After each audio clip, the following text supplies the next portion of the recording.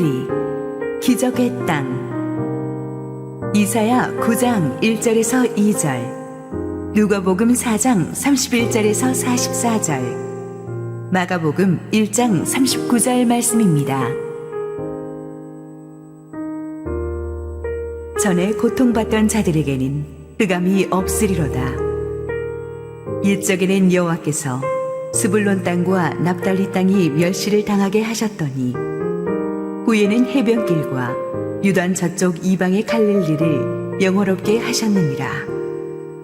흑암에 행하던 백성이 큰 빛을 보고 사망의 그늘진 땅에 거주하던 자에게 빛이 비치도다. 갈릴리의 가버나움 동네에 내려오사 안식일에 가르치심에 그들이 그 가르치심에 놀라니 이는 그 말씀이 권위가 있음이로라. 회당에 더러운 귀신 들린 사람이 있어 그게 소리질러 이르되, 아, 나사렛 예수여, 우리가 당신과 무슨 상관이 있나이까? 우리를 멸하러 왔나이까? 나는 당신이 누구인 줄 아노니 하나님이 거룩한 자니이다. 예수께서 꾸짖어 이르시되 잠잠하고 그 사람에게서 나오라 하시니 귀신이 그 사람을 무리 중에 넘어뜨리고 나오되 그 사람은 상하지 아니한지라. 다 놀라 서로 말하여 이르되 이 어떠한 말씀인고 권위와 능력으로 더러운 귀신을 명하매 나가는도다 하더라. 이에 예수의 소문이 그 근처 사방에 퍼지니라. 예수께서 일어나 회당에서 나가사 시몬의 집에 들어가시니 시몬의 장모가 중한 열병을 앓고 있는지라. 사람들이 그를 위하여 예수께 구하니 예수께서 가까이 서서 열병을 꾸짖으시는데 병이 떠나고 여자가 곧 일어나 그들에게 수종되니라. 해질 무렵에 사람들이 온갖 병자들을 데리고 나오매 예수께서 일일이 그 위에 손을 얹으사 고치시니 여러 사람에게서 귀신들이 나가며 소리질러 이르되 당신은 하나님의 아들이니이다. 예수께서 꾸짖으사 그들이 말함을 허락하지 아니하시니 이는 자기를 그리스도인 줄 알미러라. 날이 밝음에 예수께서 나오사 한적한 곳에 가시니 무리가 찾다가 만나서 자기들에게서 떠나시지 못하게 만류하려 하매 예수께서 이르시되 내가 다른 동네들에서도 하나님의 나라 복음을 전하여야 하리니 나는 이 일을 위해 보내심을 받았노라 하시고 갈릴리 여러 회당에서 전도하시더라. 이에 온 갈릴리에 다니시며 그들의 여러 회당에서 전도하시고 또 귀신들을 내쫓으시더라. 할렐루야. 우리 하나님께 감사와 영광의 박수 올려드리겠습니다. 우리 축복된 주일 아침, 우리 현장 예배에 나오신 모든 성도님들과 지금 전 세계에서 함께 온라인 생방송으로 접속하고 계신 국내 모든 성도님들에게 하나님의 큰 축복과 특별한 은혜가 이 아침에 임하기를 원합니다. 함께 기도하시고 하나님의 말씀 보겠습니다. 사랑하는 아버지, 은혜를 감사합니다.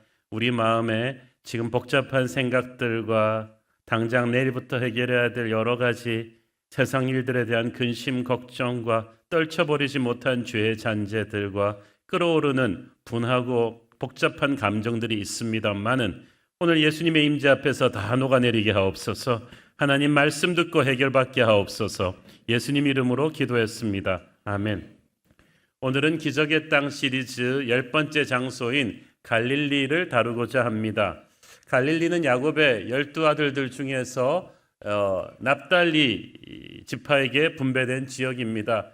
야곱의 여러 아들들 중에서 여러분이 유다나 베냐민 이런 사람들 이름은 들어보셨겠지만 납달리는 잘 못 들어보셨죠? 집달리는 있어도 납달리는 처음 들어보셨을 거예요. 그러니까 12아들들 중에서 그렇게 크게 이렇게 주목받는 인물이 아니었는데 하나님께서 이 납달리 지파에게 주어진 이 갈릴리 땅에서 놀라운 일이 일어날 것이라고 오래전 이사야를 통해서 예언해 주셨습니다. 이사야서 9장 1절 2절 봅니다.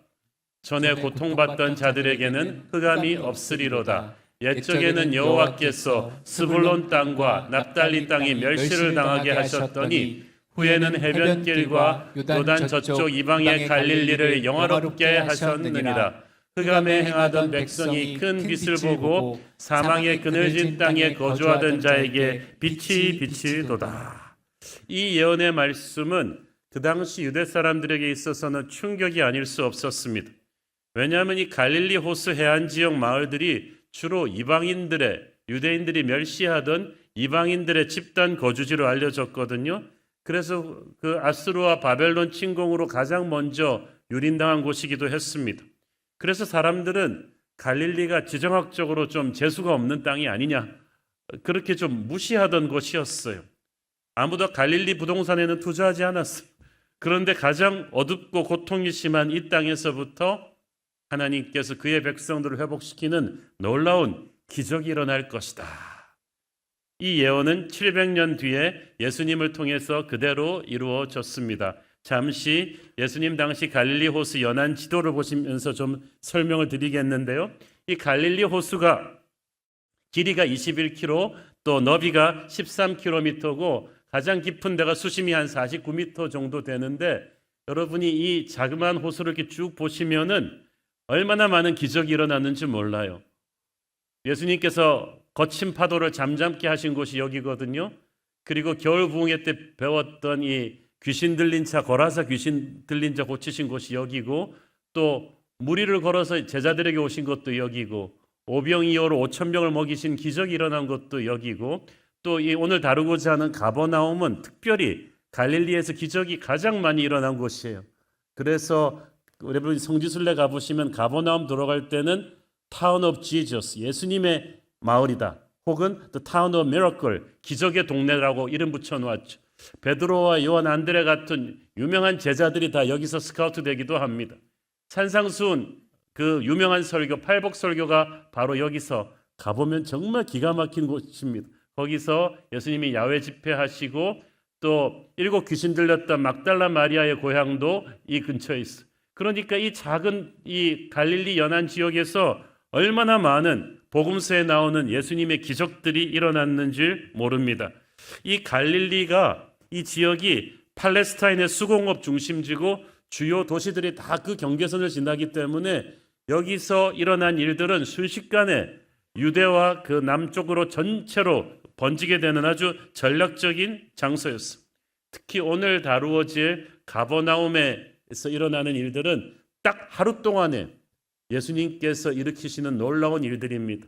예수님이 우리의 삶을 지나가시면 딱 하루만 지나가셔도 앞으로 100년, 1000년의 운명이 바뀌는 놀라운 일들이 일어나죠.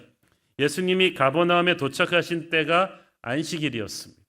그런데 가버나움에 오시기 전에 예수님이 어디 계셨냐 하면 고향 나사렛을 지나서 오셨어요. 예수님의 마음에는 그래도 고향에 가서 좀 많은 기적을 일으키시고 싶었는데 그러실 수가 없었어요.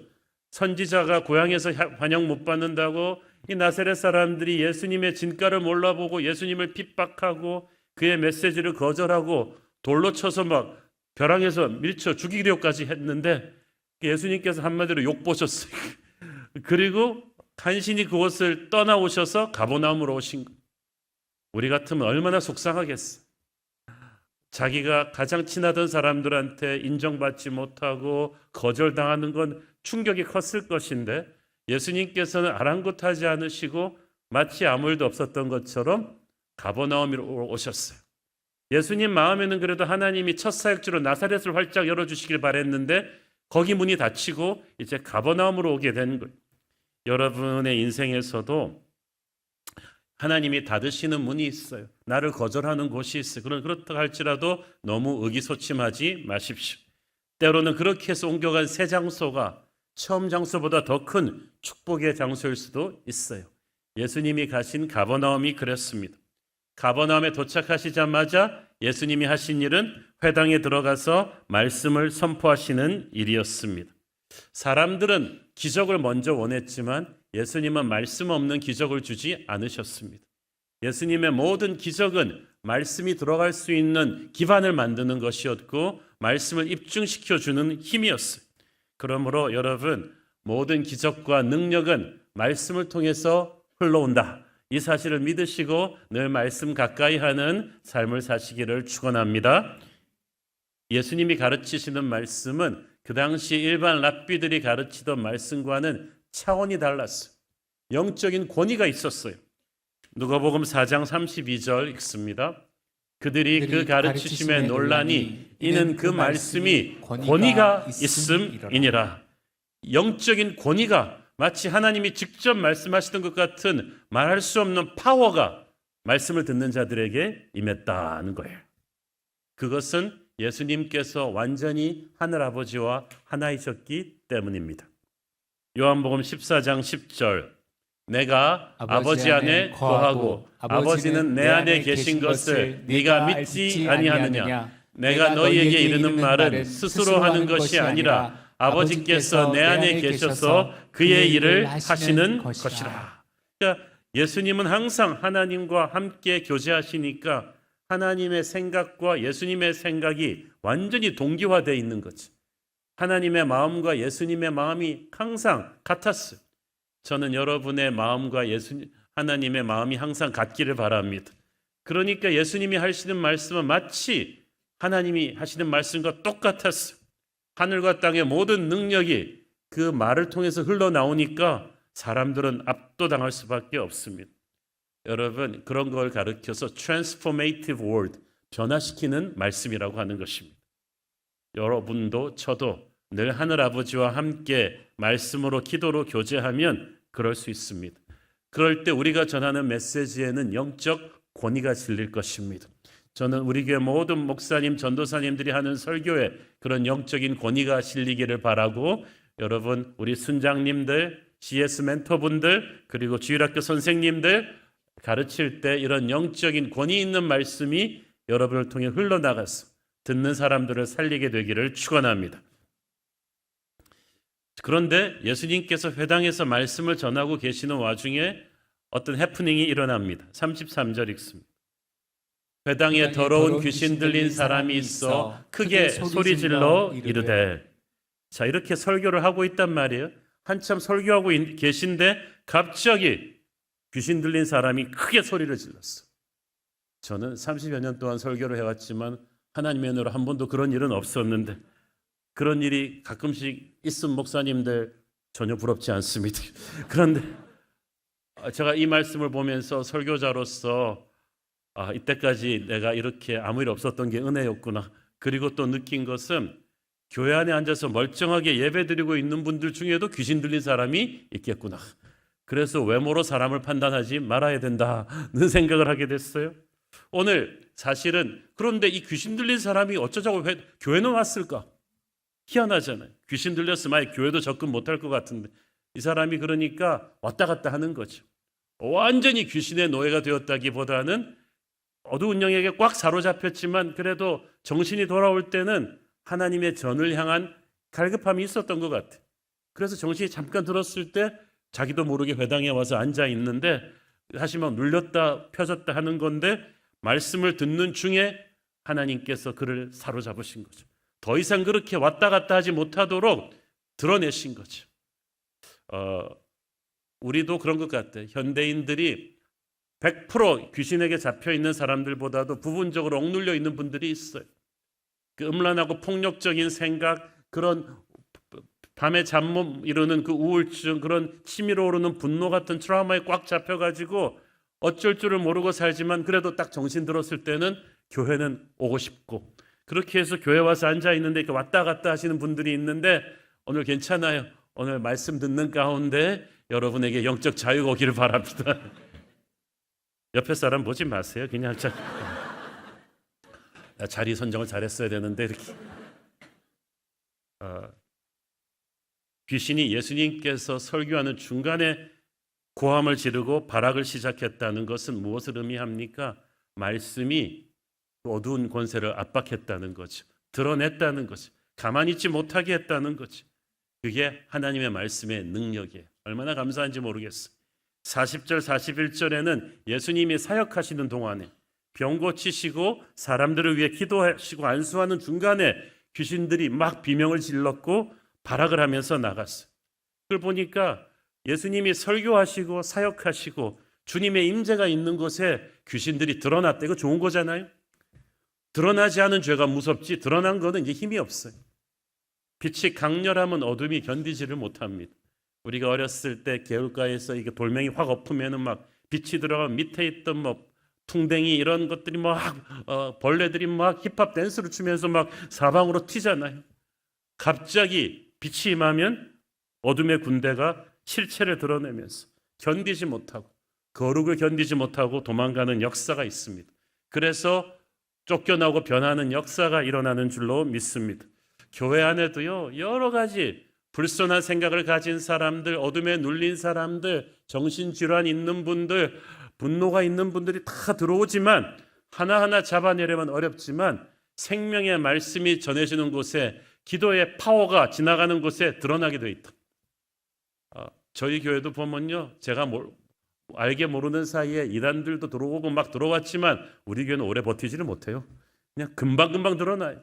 순예배에서 드러나고 대예배에서 드러나고 하나님의 역사가 있는데 어떻게 오래 버팁니까? 그래서 설교하고 사역하는 것은 끊임없는 영적 전쟁이에요. 시도 때도 없이 이런 일들이 일어나는 거기 때문에 우리가 항상 영적인 전신갑주를 입고 준비하는 수밖에 없어요. 당황하지 말아야 돼. 우리 순장님들 당황하지 마세요. 순예배 때 갑자기 이상한 사람이 막 튀어나와도 당황할 필요가 없어요. 우리 주님처럼 쿨하게 내 안에 계신 그분이 세상에 있는 자보다 강하시다는 믿음을 가지고 비명을 지르면 나사렛 예수 이름으로 쫓으면 돼요. 예수님께서 귀신 들린 사람을 놓고 뭐 얼마나 힘드냐 그러면서 상담하지 않으셨잖아요. 설득하거나 설명하려 하지 않으셨어요. 하나님의 권세로 담대하게 내쫓을 뿐입니다. 영적인 전쟁이 파워풀한 사역이 있는 곳에는 반드시 일어난다. 기적이 일어나기 전에 영적인 전쟁이 있다. 이걸 우리가 이제 각오해야 된다는 거죠. 이 귀신이 영적인 분별력이 있어가지고 예수님이 누구신지를 정확히 알아봤어요. 34절. 나사렛 예수여, 우리가 당신과 무슨 상관이 있나이까? 우리를 멸하러 왔나이까? 나는 당신이 누구인 줄 아노니 하나님의 거룩한 자니이다. 어떻게 보면 그 당시 강팍한 마음으로 예수님을 알아보지 못했던 유대 종교 지도자들보다 나아요. 예수님이 누군지를 정확하게 알아봤으니까. 그런데 예수님이 그래서 기뻐하셨나요? 그 사람들은 모르는데 네가 그래도 나를 알아주는구나. 그러면서 기뻐하지 않으셨다는 거예요. 35절에 보니까 잠잠하고 You be quiet. 입 다물고 그 사람에게서 나와라. 주님은 귀신의 예배를 받지 않으셨어요. 귀신이 드리는 그런 고백을 원치 않으셨어요. 41절에서 만난 귀신 들린 자들에게도 똑같이 꾸짖으셨죠. 귀신들이 나가면서 당신은 하나님의 아들이십니다. 그러는데도 주님은 더 이상 말하지 마라. 그냥 꾸짖고 내쫓으셨어요. 왜냐하면 귀신의 고백은 두려움에 가득 찬 마귀의 고백이기 때문에 그거는 뭐 예수님 믿겠다는 고백도 아니고 거짓된 마귀의 멸망으로 몰리고 있는 마귀의 비명이기 때문에 예수님은 그 소리를 오래 듣고 싶어 하지 않으셨어. 한국전쟁 때 북한군, 한국군 한 명씩 낙오되어서 가다가 서로 싸울 힘도 없이 터벅터벅 가다가 갑자기 한국군 대부대와 딱 조우하게 되었어. 그럼 둘 다 국군이다 그러고 소리쳤는데 소리 지르는 스타일이 다르죠. 북한군은 이제 난 죽었다 하고 소리 지르는 거고 국군 패잔병은 이제 나는 살았다 하고 소리치는 거고 잃어버린 영혼이 아버지의 이름을 부르는 것은 주님이 기뻐하시지만 이제 마귀가 예수님의 이름을 부르는 것은 그 어둠의 권세의 비명이기 때문에 예수님이 그 소리를 오래 듣지 싫어하셨어요. 귀신들은 예수님이 오신 핵심 사명이 뭔지를 정확히 알았어요. 요한일서 3장 8절 죄를 짓는 자는 마귀에게 속하나니 마귀는 처음부터 범죄함이라. 하나님의 아들이 나타나신 것은 마귀의 일을 멸하려 하심이라. 왜 예수님이 오셨는가? 마귀의 일을 멸하려 하심이라. 마귀의 일은 우리를 모두 지옥으로 끌고 가는 거였는데 그거를 멸하시고 우리를 다시 천국으로 데려가시기 위해서 오신 것. 그래서 그 예수님을 보는 순간 귀신들은 소리를 질렀어요. 예수께서 그들을 아주 단호하게 내쫓으셨죠. 그리고 그 사람을 구원하셨어요. 즉시로 구원하셨어요. 어떤 마귀도 예수님 앞에서 1초 이상 버틸 수가 없었어요. 그러니까 충격이 왔어요. 여러분이 갈릴리 지방이 이방인들이 주로 거주하던 지역이라 그랬죠. 그러다 보니까 귀신 들린 사람이 너무너무 많아. 거기에 지난 겨울 부흥회 때 보셨겠지만 거라사 지방 사람들도 유대인들이었지만 이방 민족과 접촉이 잦다 보니까 우상 숭배가 너무 많은 거죠. 그런데 이것을 주님께서 내쫓으셨어요. 주님께는 하늘과 땅의 모든 권세가 주어져 있습니다. 봄이 오면 겨울이 끝나는 것처럼 모든 어둠의 영들은 나사렛 예수의 이름으로 물러가게 될 것입니다. 여러분의 가정을 덮고 있는 어떤 어둠의 권세가 있다면 오늘 남김없이 드러나고 쫓겨나는 역사가 있기를 바랍니다. 회당을 나오신 예수님께서 가신 곳은 열병을 앓고 있는 여인의 집이었는데 누가는 그가 바로 베드로의 장모의 집이라고 말합니다. 엄밀하게 말하면 베드로가 장인어른을 일찍 돌아가시고 장모님 모시고 살고 있었던 거죠. 성경은 첫 열매가 중요하다고 말합니다. 예수님의 첫 사역지인 가버나움에서 첫 번째로 낫게 한 병자가 바로 예수님의 수제자 베드로의 장모였다. 이 사실은 우연이 아닐 거예요. 천국에는 우리가 모르는 하나님의 계획이 있을 거예요. 여러분, 꼭 고구마 넝키를 그냥 그냥 계속해서 고구마가 줄줄이 나오듯이 하나님께서 이 축복의 넝쿨로 딱 당기는 때가 있습니다. 이 가문이 어떻게 쓰일지 몰라요. 이 만남이 끈이 되어서 사이 베드로에 이르기까지 놀라운 축복의 통로가 될 줄은, 전 세계에 복음을 전하는 교회 지도자가 될 줄 누가 알았겠습니까? 그래서 모든 기적에는 목적이 있어요. 하나님은 심심풀이로 여러분을 치유하지 않아요. 살려주시면 여호와의 영광을 선포하는 데 인생을 바치게 될 것입니다. 예수께서 왜 이 집으로 가셨냐? 누군가가 요청했기 때문이죠. 38절에 보니까 사람들이 그를 위하여 예수께 구했다고 돼 있어요. 마가복음에 보면 정확하게 이 사람들이 누군지 말해주죠. 야고보와 요한이요. 베드로의 친구예요. 이들이 예수님을 모시고 그 여인의 집에 간 거예요. 예수님이 어떻게 알아서 가겠어요? 누군가가 여기 아픈 사람이 있습니다. 주님이 필요합니다라고 간구했기 때문에 간 거죠. 우리도 누군가가 고통스러워한다면 그를 예수님께 데려가야 합니다. 내 인간적인 힘으로는 해결이 안 되기 때문에 그 사람이 예수님과 만나게 연결시켜줘야 돼요. 그러면 지금 예수님은 육체로 안 계신데 우리가 어떻게 연결시켜줘요? 그게 중보기도입니다. 우리가 어떤 사람을 놓고 기도하기 시작할 때 그 사람과 하늘의 브릿지가 되어주는 거지. 우리가 그의 이름을 부르며 중보기도할 때 우리는 그를 예수님의 임재 앞으로 데리고 가는 줄 믿습니다. 우리 힘으로는 대책이 없는 사람인데 주님께서 우리의 기도가 들어가는 순간부터 주님의 보혈이 그를 덮고 예수의 은혜가 그에게 부어지는 줄로 믿습니다. 이 땅에 오셨던 예수님이 직접 안수하신 것처럼 우리가 기도하는 순간 우리의 기도의 대상이 예수님의 안수를 받게 될 것입니다. 39절을 보니까 예수께서 가까이 서셨다고 됐죠. 영어 성경으로 우리가 정확히 보면 up close and personal, 아주 가깝게 서셔서, 예수님은 아픈 자를 멀리 떨어져서 전염병 환자 대하듯이 고치신 분이 아니에요. 가까이 섰다. 하늘이 땅에게 가까이 온 것이고 하나님이 사람에게 가까이 오신 것입니다. 강하고 능하신 주님께서 가난하고 약한 아픈 여인에게 다가왔습니다. 우리 땅에서 조금만 높은 사람도 만나러 가기 쉽지 않습니다. 지역 국회의원 만나는 것도 쉽지 않아요. 그런데 높고 높으신 주님께서 병든 우리 곁으로 먼저 가까이 와 주십니다. 오늘 주님께서 여러분 옆에 가까이 와 주시기를 축원합니다. 항상 기도하는 사람은 하나님을 가까이 느낍니다. 하나님이 입장하시면 문제가 퇴장하죠. 예수님이 그 집에 들어서는 순간 그 집에 있던 모든 절망의 공기가 이제 뒤로 물러가기 시작합니다. 주님이 가까이 오셔서 지치 않으시고 열병을 꾸짖으시니 병이 떠났다. 자, 여러분, 다른 복음서는 몰라도 누가는 의사잖아요. 의사가 병을 고쳤다고 기록하지 않고 꾸짖으셨다고 이렇게 무식하게 써도 되는 거예요? 여기 의사 여러분 한번 말씀해 보세요. 마태, 마가는 몰라도 누가는 이렇게 쓰면 안 되잖아요. 이유가 있어요. 마태와 마가는 이걸 단순한 열병이라고 썼지만 의사인 누가는 중한 열병이다. 아주 시리어스한 거라고 썼어요. 이게 감기 정도의 열병이 아니라 그 당시 더운 지방의 풍토병인 장티푸스나 말라리아로 추정됩니다. 요즘에는 약이 좋아서 이게 병도 아니지만 그 당시에는 고열로 인해서 두통, 불면증, 발진, 뇌증상, 창자출혈, 구토발작이 일어나고 기존의 의사들이 손을 못 쓸 정도로 힘든 병이었다고 합니다. 걸리면은 한 반은 죽어나가는 무서운 병이었다는 거예요. 누가가 의사니까 누구보다 그걸 알아. 이거는 베드로 장모를 오랫동안 괴롭혔던 병이기 때문에 목숨까지 앗아갈 수 있는 시리어스한 상태라서 누가가 보기엔 이게 사람이 고치기가 힘든 병인데 예수께서 이걸 꾸짖으셨다. 이건 지금 누가는 뭐라 말하는 것이요?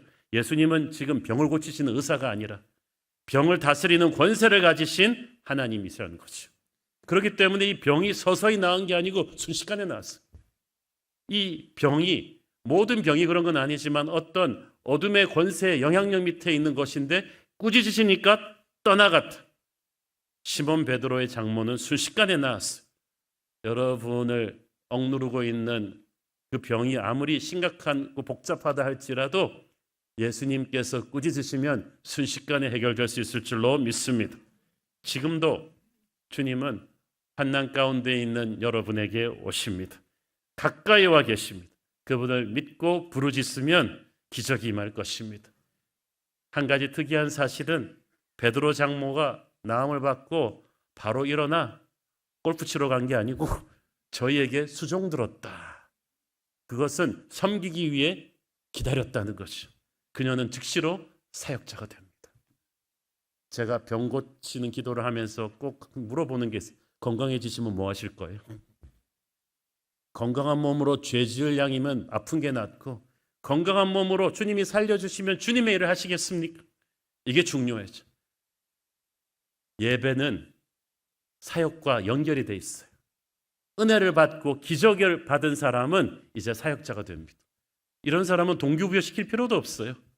벌떡 일어나서 이제 평생 예수님을 따라가는, 자기만 따라가는 게 아니라 사이도 등을 쳐서 헌신시키는.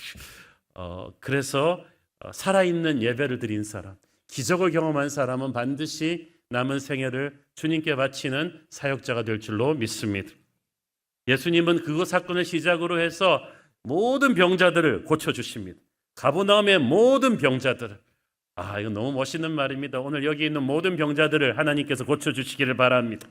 40절, 해질 무렵에 사람들이 온갖 병자들을 데리고 나오매 예수께서 일일이 그 위에 손을 얹으사 고치시니, 해질 무렵까지 하셨다는 거죠. 어둑어둑해질 때까지. 이때쯤이면 주 72시간 근무제로 치면 빨리 퇴근하셔야 되는데 예수님은 쉬지 않으셨어요. 모든 종류의 병자들, 예수님은 종류를 상관하지 않았어요. 병원에 가면 여러분 이건 내과로 가세요, 뭐 산부인과로 가세요 그렇지만 병의 종류는 상관없어요. 지금 여러분을 괴롭히고 있는 문제가 어떤 종류건 상관없어요. 문제는 1000가지라도 해답은 오직 예수 그리스도. 주님은 거절하지 않으시고 맞아주실 것이고 주님이 손댄 문제는 반드시 해결을 받을 것입니다. 주님께서 일일이 그 위에 손을 얹으시고 고치셨다. 이 말씀이 중요해요. He laid his hands on each one. 한 사람 한 사람 전부 다. 저는 이 말이 특별하다고 생각합니다. 사실 피곤하시잖아요. 해도 오도독 져가고. 그래서 자, 아픈 사람 단체로 손을 하늘로 드세요. 한꺼번에 아버지 고쳐 주시옵소서. 그래도 나았을까요? 안 나았을까요? 나았겠죠. 그런데 주님께서 그렇게 하지 않으시고 이 가버나움에서만은 한 사람 한 사람을 일일이 다 안수해 주셨다. 주님은 군중을 몰아서 대하지 않으시고 한 사람 한 사람에게 정성을 기울이신 이유는 이 가버나움의 사람들의 기적은 이제 그들의 몸뿐 아니라 영혼까지 치유받아야 되는 거죠. 왜냐하면 이 가버나움이 정략적인 요충지. 이제 여기서부터 시작해서 갈리 전역으로 복음이 번져나가게 될 거예요. 여러분은 어떻게 보면은 가문의 전략적인 도미노, 첫 번째 도미노인지도 모르겠습니다. 여러분은 병이 나을 뿐 아니라 마음이 구원받아야 돼요. 예수님의 안수하는 손길이 여러분의 몸과 마음까지 다 만져가지고 완전히 변해서 이제 축복의 통로로 쓰임받아야 되는 줄 믿습니다. 그래서 여러분 한 사람을 통해서 작은 원자 하나가 핵분리하면서 거대한 핵폭발을 일으키듯이 여러분이 얼마나 많은 사람들을 낫게 해야 될지 모르겠어요. 그래서 예수님은 그 사람들 한 명 한 명을 정성을 기울인 거지. 이 사람들이 전부 다 세상을 변화시킬 사람들이다라고 보신 거죠. 저는 우리 교회가 부흥하면 할수록, 그래서 우리 교회도 이미 좀 숫자가 많아졌는데 한 명 한 명을 소중히 여기는 그런 마음을 갖게 해달라고 기도하고 있습니다. 여러분 한 명 한 명이 우리 민족 복음화와 세계 복음화에 쓰임받을 사람들이니까 여러분이 병 낫는 게 굉장히 중요하거든요. 여러분이 치유받는 게 중요하거든요. 이 많은 사람들을 일일이 만지시고 고치시는 것은 초인적인 에너지를 요구했을 것입니다. 이거 뭐 사람 힘으로 하실 수 있는 게 아니었어요. 그런데 예수님 3년 내내 그러셨어요. 그 힘의 근원은 무엇입니까? 사도행전 10장 38절, 하나님이 나사렛 예수에게 성령과 능력을 기름 붓듯 하셨음에 그가 두루 다니시며 선한 일을 행하시고 마귀에게 눌린 모든 사람을 고치셨으니 이는 하나님이 함께 하셨음이라. 능력의 근원이 어디입니까? 하나님이 성령과 능력을 기름 붓듯 하신 거죠. 우리가 충분히 못 쉬어서 탈진하는 게 아니라 성령의 능력을 기름 붓듯 안 받았기 때문에 탈진하는 줄 믿습니다. 여러분 많은 경우 참 이 목회 사역이 그래요. 쉬면은 충전될 것 같은데 그렇게 되는 게 아니더라고요. 사역을 하면서 하나님이 힘을 주시는 거예요. 저는 여러분 모두에게 하나님이 성령의 능력을 기름 붓듯 부어주시기를 축원합니다.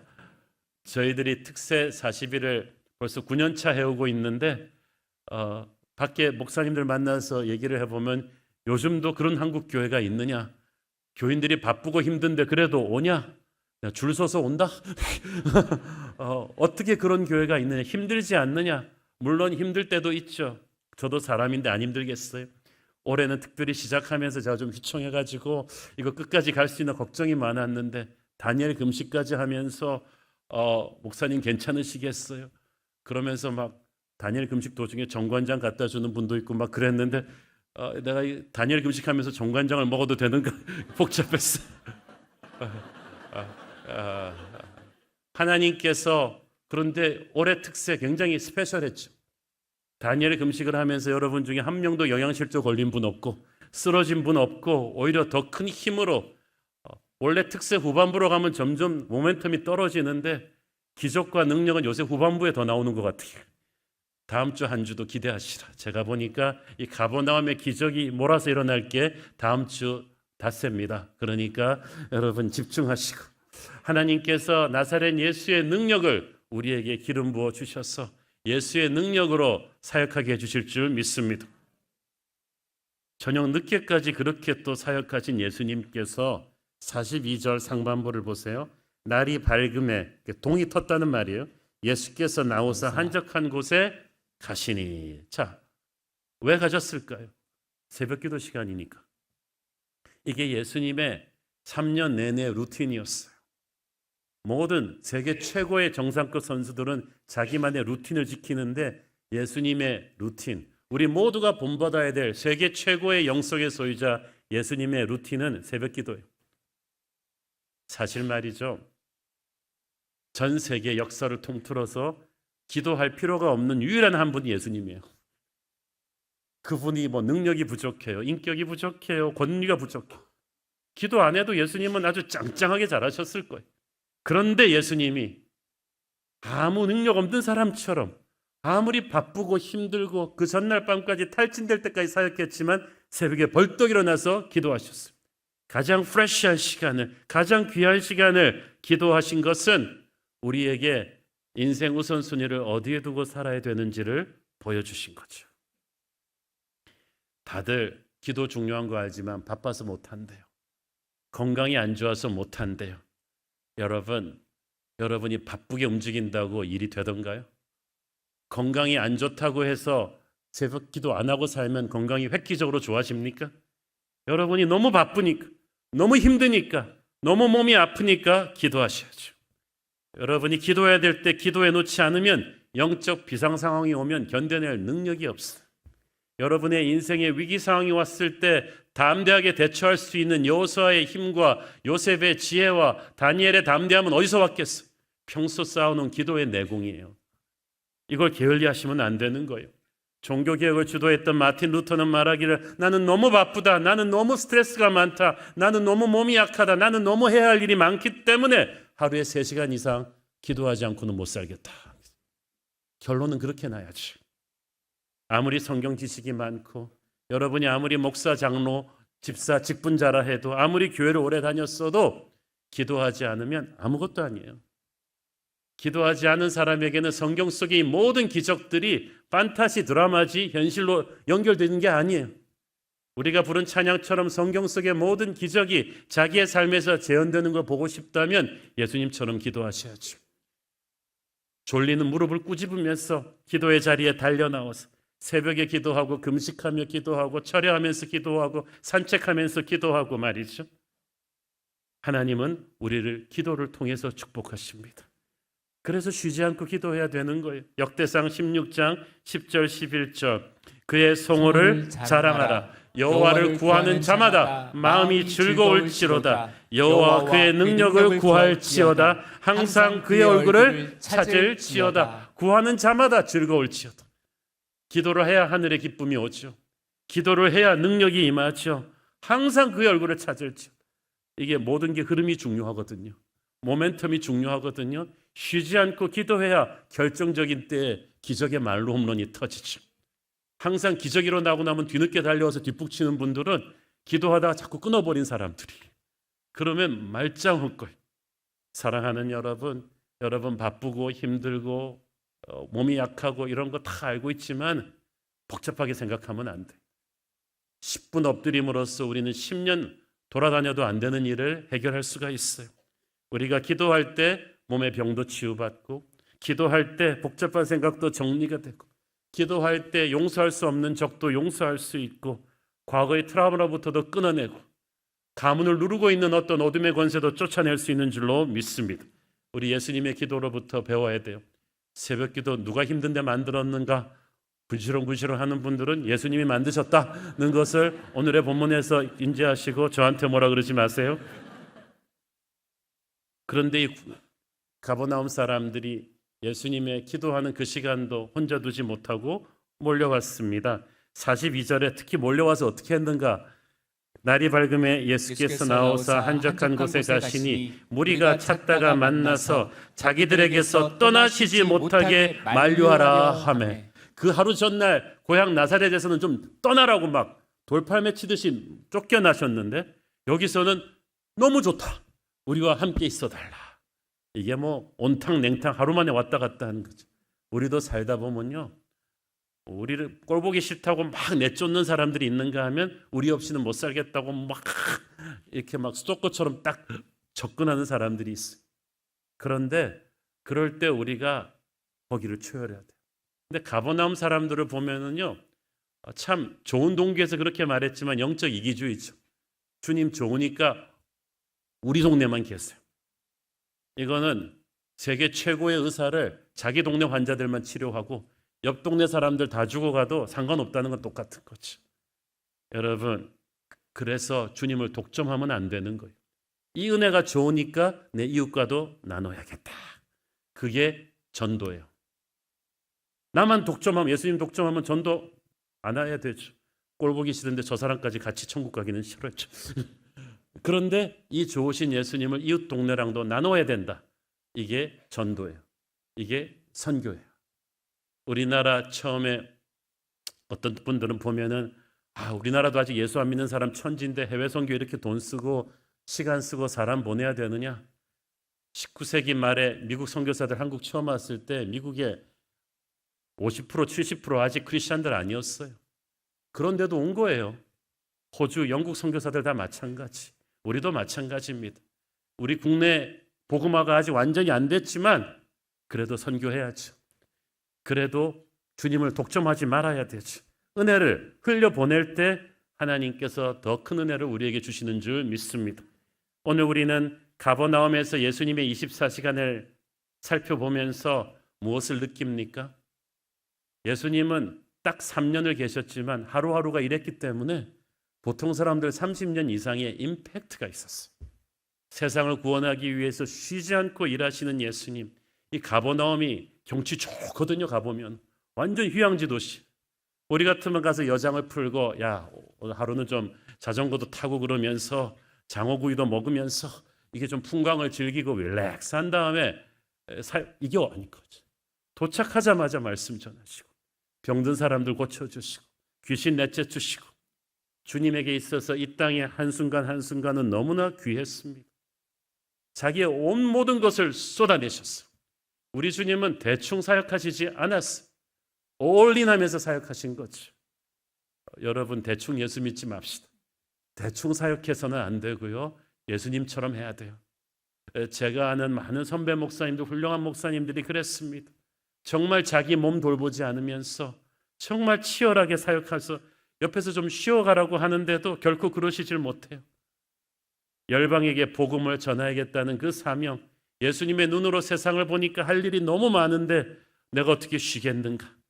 여러분의 24시간을 우리 주님의 24시간과 비교해 볼 때 어떻습니까? 주님의 가버나움에서의 기적은 그냥 기적이 아니라 하나님의 아들의 피와 땀이 사랑으로 흘러나온 거였어요. 말씀이 있고 기적이 있고 어둠의 권세를 몰아내는 영적인 치유와 사람들을 일으키는 힐링이 있었죠. 그 와중에서 주님은 쉬지 않고 기도하셨습니다. 여기에 어떤 마귀가 들어올 틈이 있었겠어요. 저는 저와 여러분의 하루가 주님의 하루를 닮아가기를 바랍니다. 주님은 지금도 세상 모든 민족이 구원을 얻기까지 쉬지 않으십니다. 일하십니다. 우리를 통해서 일하십니다. 우리는 주님의 손과 발이 되어서 세상을 구원하는 도구로 쓰임받게 될 줄 믿습니다. 기도하겠습니다. 주님 은혜를 감사합니다. 하나님, 주님이 하루 임하시니 가버나움이 완전히 변하는 역사가 일어났습니다. 오늘도 주님이 우리의 인생에 임하실 때 이 하루 동안에 기적이 일어날 줄 믿습니다. 오늘 병이 낫고 마귀가 떠나는 기적을 체험하는 가정들이 있기를 바랍니다. 기적을 체험하고 일어나서 이제 은혜의 수혜자답게 세상을 치유하는 사역의 인생을 살게 하여 주옵소서. 주님 우리를 사용하시옵소서. 예수님 이름으로 기도했습니다. 아멘.